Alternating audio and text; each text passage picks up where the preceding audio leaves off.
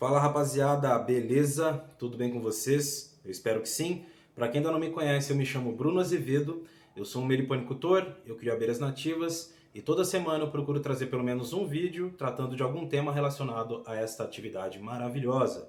Então se você ainda não é inscrito no canal, se inscreve aí, dá uma chance. Inclusive eu sei que tem muita gente aí que visita o canal, já tem tempo, sempre vê um vídeo ou outro meu e não se inscreve, eu não sei porquê. Se inscreve aí, tá? Dá essa força aí. Até porque, cara, toda semana eu trago algum vídeo falando sobre algum tema da meliponicultura. Então pode ser que futuramente eu trate de algum assunto aqui que seja do seu interesse e você às vezes acaba passando por esse vídeo, acaba não sendo avisado, justamente porque você ainda não é inscrito aqui ou porque você é inscrito e você não ativou o tal do sininho aí das notificações, tá bom? Então, futuramente, quando eu passar aqui mais um vídeo, publicar mais algum assunto aqui, você vai lá receber a notificação e você decide se você vai clicar ou não, se você vai assistir ou não. Mas eu acho importante que você fique ciente dos conteúdos que estão sendo postados aqui, beleza? Então agora eu vou falar um pouco sobre a questão do xarope fermentando na caixa, né? Muita gente acaba passando por isso pelo menos uma vez ou outra aí durante a atividade, né? Eu canso de receber essa pergunta aí, Bruno, o enxame estava pegando xarope, de repente começou a rejeitar. Certo dia lá eu fui lá, alimentei as abelhas e no outro dia eu vi que tinha lá um resto ainda de xarope. Esse xarope já estava com um cheiro meio alcoólico, né? Eu retirei e tal, depois voltei a alimentar e eu percebi que as abelhas pararam de pegar o xarope, que esse xarope está fermentando até mais rápido agora, eu não sei o motivo, não estou entendendo o que está acontecendo, tá? Então eu vou tentar aqui elucidar um pouco dessa dúvida aí que um amigo me enviou esses dias e que eu já vi aí várias pessoas também fazendo a mesma pergunta. Então vamos lá, pessoal. A questão da alimentação é como eu costumo dizer para as pessoas, tá? Tem muita gente aí seguindo receitinha de bolo, né? Seguindo certos padrões que não se aplicam no seu meliponário. A experiência do seu Joaquim, que mora lá em Santana do Parnaíba e cria a espécie XYZ, muitas vezes não vai servir para o seu Manuel, que está lá no Vale do Ribeira criando a espécie, sei lá, DEF, entendeu? Então, inclusive aqui eu batia muito nessa tecla, principalmente no início do meu canal, falando, gente, a minha experiência é no meu meliponário, né? Eu crio aqui em São Paulo, na capital, com as minhas espécies aqui. Eu sempre deixei isso muito claro, porque eu sei que tem gente que assiste meu canal em vários estados diferentes do Brasil e muitas vezes o manejo que eu faço aqui não é o mesmo e nem é o mais apropriado para um meliponicultor, por exemplo, que está lá no Amazonas, tá? O clima é totalmente diferente, a umidade é totalmente diferente, temperatura, fotoperíodo, muita coisa muda de uma região para outra, ok? Por que que eu digo isso, tá? Porque tem muita gente que... eu vejo muito isso, principalmente em grupo de WhatsApp e grupo de Facebook. Chega a pessoa lá e pergunta, gente, tô com enxame assim, assado. Aí o cara aparece lá e fala assim, ó, alimenta, sei lá, 2, 3 vezes na semana, com tanto. Né? As pessoas só falam, não, vai alimentando aí, alimenta. Mas não fala o que tem que ser dito. Gente, quem vai te dizer a frequência de alimentação do seu enxame, a quantidade, é o próprio enxame. Não é o seu José que está lá em Santana do Parnaíba e nem o seu Manuel que está lá pro Vale do Ribeira, tá bom? É o seu enxame. O seu enxame vai te dizer se ele precisa ser alimentado, o ritmo de alimentação, tá? Por que que eu digo isso? Tem gente aí que já tá com a caixa forte, o enxame tá legal, tá com bastante pote de mel e o cara fica alimentando porque ele viu no grupo de WhatsApp que o, sei lá, quem disse que tem que alimentar 2 ou 3 vezes por semana. Então o cara fica socando o xarope ali, às vezes a abelha já tem uma florada, já tá pegando néctar e acaba sobrecarregando o enxame, tá certo? As abelhas, elas enzimam o néctar das flores, fazem ali um processo de fermentação, de maturação, de desidratação, até chegar no ponto de mel, ok? E nesse processo aí delas enzimarem e tal, existe um limite. Se você fornece excesso de alimento para a abelha, ela não vai conseguir enzimar toda essa alimentação energética que está sendo fornecida e vai acabar fermentando.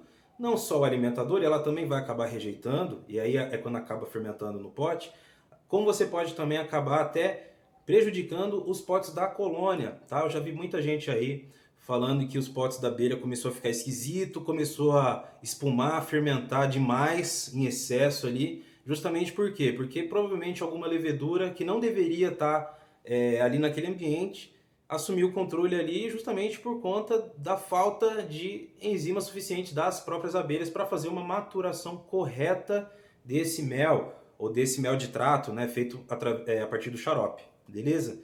Então, o excesso de alimentação, ele é prejudicial. E aí, outro erro que as pessoas cometem também, a abelha já está rejeitando, já está meio assim, e aí o cara só retira aquele líquido fermentado, tá? E ele vai lá e coloca xarope novo. O pote está contaminado com leveduras, então não adianta você só retirar aquilo ali, você pode esperar alguns dias. Se você colocar de novo o xarope nesse mesmo pote que já fermentou uma vez, essa fermentação vai ocorrer mais rápida, tá certo? Porque as leveduras vão estar ali. E uma coisa que eu percebo também é que algumas pessoas acabam aerando demais, né, a mistura, né? E isso é muito grave, principalmente para quem faz o xarope frio, xarope cru, que é aquele xarope que você não esquenta a água, que você não ferve. Por quê? Porque esse xarope frio, esse xarope cru, ele tende a ter leveduras ali selvagens que vão fazer a fermentação natural da coisa, tá certo? Por exemplo, o pessoal aí que gosta muito de caldo de cana, e o pessoal que mora em região mais quente sabe disso. Caldo de cana, dependendo da temperatura do dia, você pode fazer ele de manhã, chegou à tarde ele já tá com aquele cheiro meio alcoólico, meio azedo, meio fermentado, porque a fermentação ocorre rápido, tá certo? E ninguém colocou fermento ali. Essa levedura que está fermentando esse caldo de cana é a mesma que vai fermentar esse xarope, tá certo? Porque é uma levedura que vem do vento, que está aí, né? Que está no ar, beleza, pessoal?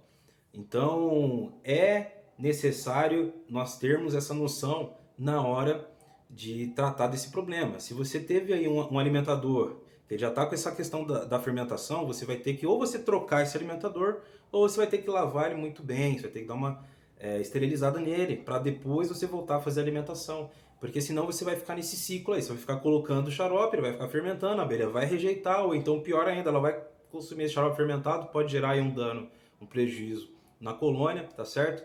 Então não é legal. E o excesso de alimentação, como eu falei aí um pouco mais no início do vídeo, ele é prejudicial para a colônia, tá? Assim como também o outro extremo, tá? Porque às vezes eu falo isso e a pessoa fica com receio de alimentar, e não é para ter receio de alimentar. Você pode alimentar o seu enxame desde que ele necessite de alimentação. O principal erro que eu vejo de alimentação das pessoas é querer seguir padrões, seguir receitinhas de bolo, seguir o que o seu João ou o seu Manuel falou no WhatsApp, porque muitas vezes as pessoas passam algo até com boa vontade. O cara quer ajudar, ele passa ali o que ele faz, só que é a experiência dele com as abelhas dele naquela região determinada. Eu falo isso porque às vezes eu vejo no Facebook e também eu vejo em alguns grupos de WhatsApp, alguns criadores, às vezes até criador antigo aí com 15, 20 anos de atividade. Só que o cara mora numa região privilegiada, ele mora numa zona rural, ele mora perto de uma mata, e aí os enxames dele não dependem de alimentação, eles não precisam de alimentação, e aí esse meliponicultor muitas vezes ele vai lá e fala assim, olha, a abelha não precisa alimentar. Só que ele diz isso baseado na experiência dele, como dito, com as abelhas dele, com as espécies que ele cria naquela região. Isso não serve para todos os meliponicultores. Isso não serve para o cara que está numa capital criando melípona, por exemplo. Ele vai ter que, uma hora ou outra, fazer uma alimentação. Se ele seguir esse lance do abelha não precisa alimentar, o enxame dele vai morrer. Eu já vi, por exemplo, em visitas aí a meliponários, caixas mortas, definhadas ali, sem postura, sem abelha, sem nada, e a pessoa falando, olha, eu não sei o que aconteceu aqui. Aí na hora que eu abro lá o enxame, não tem um pote de mel, não tem um pote de pólen, o enxame morreu de fome. E aí eu pergunto para a pessoa, olha, você não alimentou? E ela, não, eu estava esperando para ver se elas faziam mel. Né? Então assim, é complicado, tá? Ah, Bruno, então você está falando que a abelha tem que alimentar, que a abelha não vai produzir mel sozinha? Não, não é isso que eu estou falando. Eu estou falando que existem situações em que você tem que alimentar o seu enxame, sim. E outras situações que você não precisa alimentar. Eu, por exemplo, minha experiência aqui em São Paulo com as espécies que eu crio, tem abelhas aqui, tem enxames aqui em casa que eu não preciso alimentar, tá? Isso, por exemplo, eu também vejo que às vezes dentro de uma mesma espécie você vai ter caixas, colônias que se viram sozinhas e colônias que não se viram sozinhas. Você vai ter espécies que são mais independentes, espécies que são menos. Por exemplo, a jataí, né, para quem mora em zona urbana, é uma abelha hiper mega independente. Jataí dificilmente vai precisar de alimentação, a não ser que seja um enxame novo, uma divisão recente, uma transferência de isca, tá certo? Porque a jataí, aqui em São Paulo, na capital, por exemplo, claro que devem ter bairros, lembrando que sempre tem uma exceção, lembrando que a minha experiência não serve para todo mundo, tá certo? Minha experiência no meu bairro, com as abelhas que eu crio, beleza, pessoal? Eu digo isso porque com certeza aqui na capital deve haver algum lugar em São Paulo que a jataí também não deve ir muito bem e que deve ser um pouco mais dependente de alimentação, tá certo? Aqui no meu bairro ela é bem independente. Aqui os enxames de jataí eu só alimento no comecinho para dar aquele empurrãozinho, sabe? Mas depois elas se viram muito bem. Tem jataí aqui, inclusive, que eu não abro há mais de um ano. E o enxame tá forte, porque todo dia que bate sol eu vejo elas num trabalho maneiro ali, com pólen, chegando com o abdômen dilatado de néctar. Elas enxameiam aqui, às vezes eu vejo aí também, um acúmulo de zangão e tal. Então, assim, inclusive já gravei aqui pro canal algumas vezes enxameação de jataí, né? Então aqui as abelhas vão muito bem. A minha área ela tem uma capacidade de suporte bacana. Eu já vi gente aí, né, querendo fazer críticas vazias, falando, ah, o Bruno cria um monte de abelha lá, ele cria abelha demais. Não é abelha demais. Aqui todo ano eu vejo enxameações nas árvores aí. Inclusive o meu bairro voltou a ter tubunas, né? Antigamente elas tinham sido extintas aqui, embora elas ocorram na capital em predominância, né? É a Escaptotrigona mais predominante na capital, nos arredores, e eu diria até no estado de São Paulo como um todo, tá? É uma das abelhas aí mais abundantes aqui do estado. E aqui no meu bairro elas tinham sido exterminadas, né? Meu bairro, ele infelizmente sofreu por um processo de urbanização pouco focado nessa questão ambiental, então muitas árvores nativas antigas foram substituídas por exóticas. No meu bairro hoje a gente tem muita planta exótica, muita árvore exótica, tá certo? Infelizmente a prefeitura ela não se preocupou tanto assim. Antigamente, pelo menos, né? Agora, atualmente, parece que está rolando umas mudanças legais aí. Estão focando mais aí na questão de plantas nativas, mas antigamente era comum. Aqui no meu bairro tem muito lingustro, né? Alfeneiro aí, tem muita uva japonesa, enfim. Mas aqui no meu bairro as abelhas conseguem aí progredir, conseguem se firmar. E eu vejo bastante enxames progredindo. Aqui, por exemplo, na minha casa, eu diria que pelo menos metade do meu plantel aí eu não preciso alimentar. E das trigoniformes, então, eu diria que uns 80%, tá certo? 80 a 90% dos enxames aí eu não preciso alimentar. E os que eu estou precisando alimentar é porque são enxames mais novos. Mas as abelhas aqui no meu bairro se dão muito bem, tá? Mas, de vez em quando aí, se faz necessária alimentação, mesmo no meu caso, tá certo? Então assim, gente, é como eu costumo falar. Você tem que ler o seu enxame. Quem vai citar, gente, a quantidade de alimentação, a frequência de alimentação, é o seu próprio enxame. É ele que vai dizer se o alimento está de mais, se o alimento está de menos. Pô, você deu xarope, se você está ali alimentando. No outro dia você abriu a caixa, ainda tem xarope? Então você está dando demais. A dose correta é aquela que a abelha puxa no mesmo dia, tá bom? Se está sobrando para outro dia, você está colocando demais, tá certo? E muitas vezes também, gente, a rejeição ela não vem só por excesso ou por problemas do enxame, porque às vezes o enxame está meio fraco mesmo, né? E elas começam a rejeitar também, tá? Mas uma coisa que eu já notei aqui também é que às vezes até a marca do açúcar influencia. Uma vez eu comprei um açúcar demerara para minhas abelhas que elas rejeitaram, elas não tomavam. Aí eu tive que trocar de marca de açúcar para elas conseguirem se alimentar. Então, a mesma coisa vale para pólen também. Eu já comprei pólen uma vez que as abelhas não quiseram. Inclusive, eu tive uma caixa de mandaçaia que teve um comportamento interessante, que ela usou o pólen por fora da colônia, assim, como defesa, né? Igual ela faz com fezes, igual ela faz com barro, igual ela faz com outros materiais, resina. Ela espalhou por fora da caixa. Isso eu achei muito interessante. A rejeição foi tanta que ela até colocou por fora, assim, da colônia para proteção. Né? Então, para vocês verem, né? Então até o pólen, às vezes a abelha pode rejeitar. E aí, às vezes, não é questão do enxame estar com problema. Às vezes é que esse pólen, por exemplo, que nem o que eu comprei, eu não sei por que elas rejeitaram. Pode ser que esse pólen tenha passado por algum processo, tenha sido aquecido, sei lá. Alguma coisa pode ter acontecido que as abelhas não quiseram utilizar, tá certo? Às vezes o açúcar que você compra também, ele tá com alguma coisa ali que as abelhas não querem.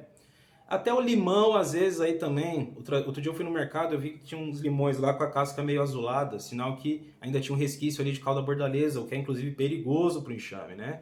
Porque aquilo ali é um antifúngico. Por exemplo, as abelhas nativas nossas, já foi feito estudos aí com escaptotrigonas, que elas dependem de fungos para o bom desenvolvimento ali das larvas, da pupa, tá certo? Então, quando você coloca o antifúngico, você está matando a abelha.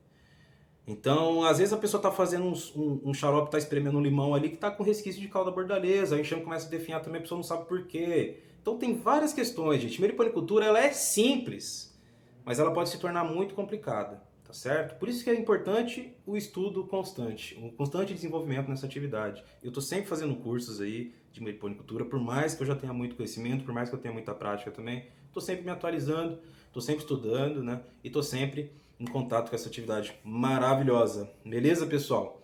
Então, por hoje é só, o vídeo já ficou meio extenso aí, né? Então deixa o like aí, beleza? Eu sei que esse vídeo vai tirar dúvida de muita gente, tá certo? Um abraço a todos aí, fiquem com Deus e até o próximo vídeo.